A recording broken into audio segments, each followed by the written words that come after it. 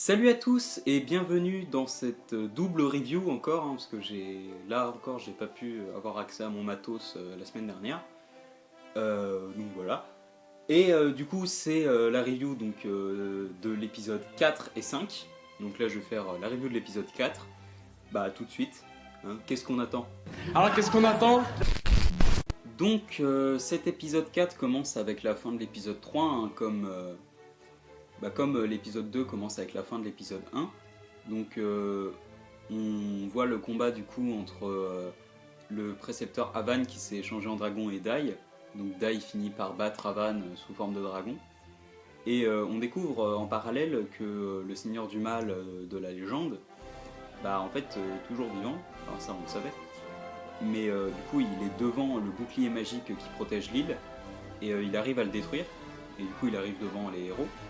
Et on découvre un truc qui franchement moi m'a mis sur le cul et qui m'a fait confirmer que Avan est mon personnage préféré de la série, parce que en fait le héros de la légende qui a battu le Seigneur du Mal, et c'est lui. C'est incroyable, je m'y attendais vraiment pas. Et du coup le combat fait rage entre les deux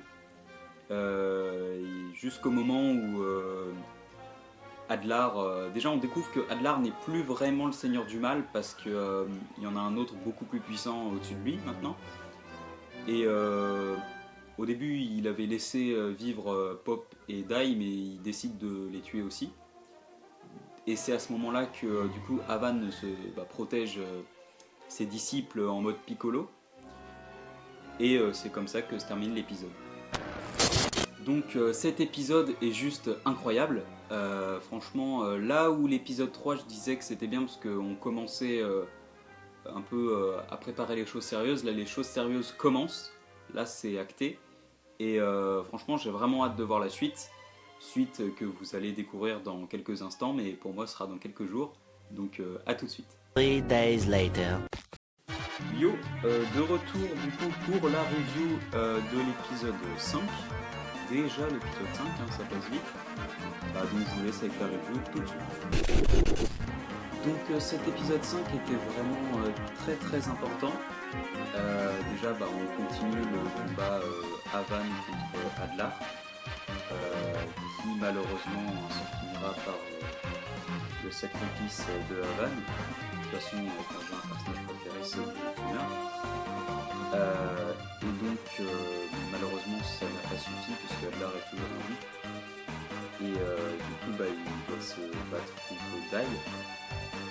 Dai qui va le battre, mais pas totalement puisque Adlar s'enfuit comme un gros lâche grâce à une aide de chimère.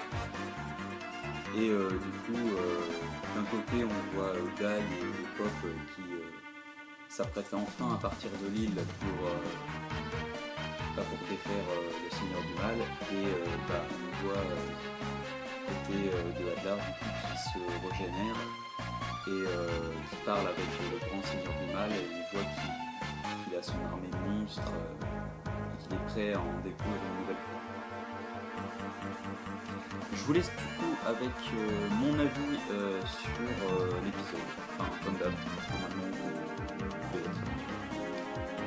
Donc je sais pas pourquoi je continue de dire ça.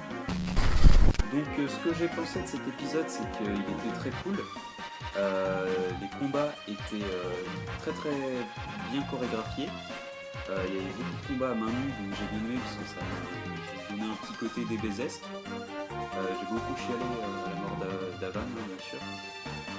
Et il y a eu un moment aussi dans le combat où Adlar s'est pris pour Wolverine, j'ai pas trop compris, mais voilà.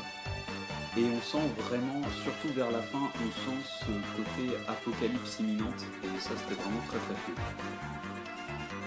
Et je vais vous laisser là, et du coup on se retrouve pour la prochaine review de l'épisode 6. Tchuss!